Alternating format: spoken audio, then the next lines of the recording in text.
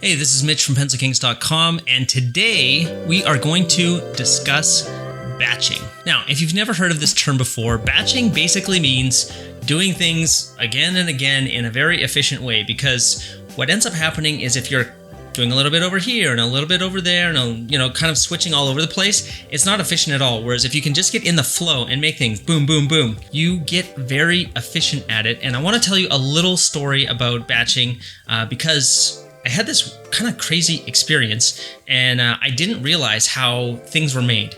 So I'm sure you can think of a plate. I know when I was growing up, we had these plates and they had these flower designs on them.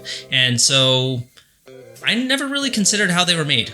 I just thought that probably a machine made them or they came out. I don't know. Maybe I had no clue. But then when I was in my early 20s or I guess mid 20s, I was living in China. I was pretty fresh out of art school and I was working as an English teacher, and I was using the free time that I had, which was a lot. I talked about that in another video about artist lifestyle downgrades. But I had a lot of free time to work on my art, and because I was fresh out of art school, it was like sketchbook under my shoulder all the time. I would draw on the street, and so it was just known that I loved making art, and I loved drawing, and I was really inspired by all the cool stuff that I saw all over the place in China. So I'm there, and the principal or head admin person of the school, he knew that I was into art, and so he's like, hey, you're into art. I want you to come and be the head designer for this factory. I don't know if you used the word head designer, but something along those lines. I was like, what? The cool thing that I will tell you from having a career in like a creative career is that there's so many different ways that you can take this and spin this, that if you get bored doing something, you can just like reapply those skills and in a couple months be doing something totally different and loving it. Anyway, he's like, hey, do you want to do this? And I was like, wow, that's just really weird. Like, it's not something that I had ever considered. And to be honest, it's not even something that I knew what it would entail. And remember, we were talking about batching here, and I'll tell you how this all ties in a second. So I agree to go with him, and we go to this factory, and I don't remember where the factory was, and the memory is still kind of foggy in my mind. When I think of factory, I think of like this big building and it's all sort of like pristine. It was not that. It was like low ceilings, and I remember feeling like quite cramped and dark, and they were doing I can't, the word is escaping me here, but like things like plates and vases and cups. I don't know if ceramics is the right word, but well, anyway, you know what I'm talking about. Plates. When I was a kid, I had this plate and it had a flower design. Where did the flower design come from? I had no idea. I thought maybe, when I was a kid, an 80s kid, that maybe there's a robot that's like, printing these flower patterns on these plates. So we go to this factory, and I see how the plates are actually made. Now, I'm not saying that the plate that I had when I was a kid was made in this factory, but it just showed me the process and how things were batched. And so essentially, you would start with a plate, and then it would go to this people in a line. And it's sort of like there's just a long table, and it's going step by step by step. And so this person's job was like just painting maybe like these 3 or these 4 leaves. And so they had a paintbrush, and they had green paint, and they had their 3 leaves, and they would paint it then they would pass it on to the next person. Paint it, next person. Paint it, next person. Paint it, next person. And if you have never considered how or where your stuff comes from, I mean, you can go and look at the label and be like, oh, made in China, made in Vietnam, maybe it's made in the USA, or maybe it's made in Canada or Sweden or wherever you live. The thing that I want you to look out for and to test your artist eye, especially if you have something in your house where there's multiple copies of it, look for the imperfections. Like, if it's hand lettered stuff, like see if there's differences. So if you have 2 cups and they both have like some design on it, like a dragon or something, and you hold them up and just compare them like cup to cup, are they the same, or are there slight subtle differences? Because some people can do by hand and copy, and you won't even see the difference. But when I had this epiphany and this realization, it's like, wow, this stuff is made by hand. Then I started like looking for handmade stuff all over the place, where there's times where you know that it's handmade, and that's maybe even the selling point, that it was made by hand. But there's other times where you're not sure. You're in like Walmart or wherever, and you're just like, I don't know, was this made by machine or by hand?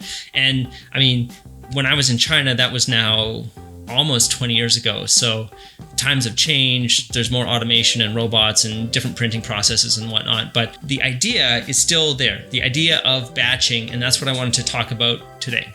So how does batching apply to your art? How can you use it to be more efficient? Well, the reason why I wanted to talk about this today is because as I'm making these videos, I'm actually batching these videos. I'm doing this to try and learn to be better at making videos. And the speaking on camera part, I think, I can definitely get better at. I can get better at writing the script, but I want to work on focusing on the editing part at the moment. And so today, this is the 4th video that I'm recording, just sitting here.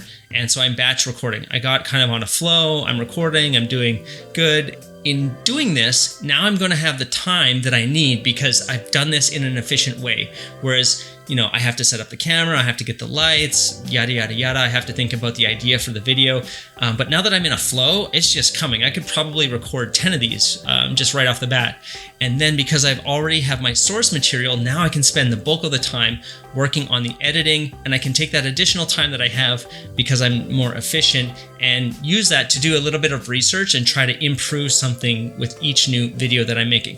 So how do you apply this, or where do you want to apply this in the work that you're doing? And it really depends on the type of work that you're doing, but look for opportunities where you might be able to do this. So let's say, for example, you're doing a comic book.